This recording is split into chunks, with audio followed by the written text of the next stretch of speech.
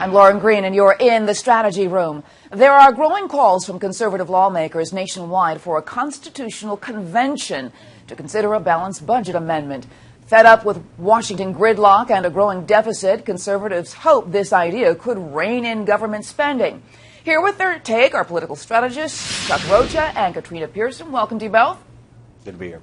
All right, no one disputes that a balanced budget is a good thing, but a constitutional convention, a balanced budget amendment, is that a good or bad idea, Katrina?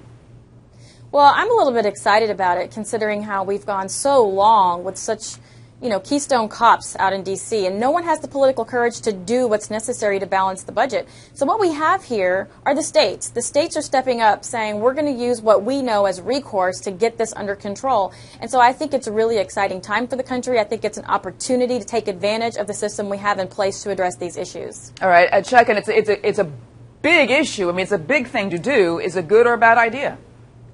Well, here in Washington, D.C., it's an exciting week. We have opening of baseball. Nothing says America like a constitutional convention.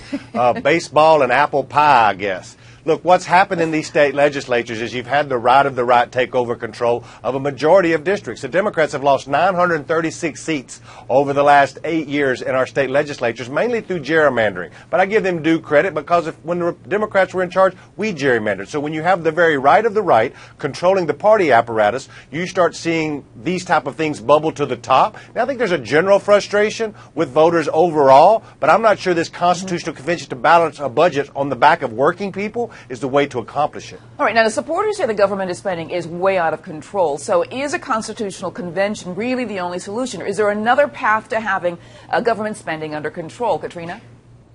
Well, I think what we've seen now is you've had, over the last few election cycles, candidates promising to push a balanced budget amendment, and it hasn't happened. But to Chuck's point, when we have these elections and new people are elected into office, they're elected for a reason. This is a republic, not a democracy, and the people in the states are the ones saying, hey, it is up to us to get things in control if those in D.C. aren't going to do it, and they want to have their say. All right, and Chuck, what do you think? Any other path to a balanced budget besides this one? What worries me, everybody's all for a balanced budget. If you ask somebody, well, do you support a balanced budget? Everybody's going to say, yes, they do. My problem is the different philosophies on how you get there. Some people believe that we balance a budget by making everybody pay their fair share of taxes, or maybe giving corporate giveaways to Exxon and making sure that working people are more hampered. The way that they spin this thing, I'm less worried that this will be done on the back of workers and that corporate America will have another free reign. It has to be fair and just. I think that's what the most frustration is within our voting electorate, is people just don't feel like they're fairly done this time. Okay, but there is another concern here, because a constitutional convention could lead to maybe political chaos, because there's really no pathway or set rules of how you set the agenda. So are you opening up this kind of agenda, these kinds of things, to another agenda, that anything could be up for discussion during a constitutional convention? Katrina? Well, I think it's more fear-mongering right now, is because I think if those in D.C. know that if we do go to a constitutional convention, then all bets are off. We could possibly get back to zero-based budgeting and have a balanced budget amendment, and even term limits for that matter.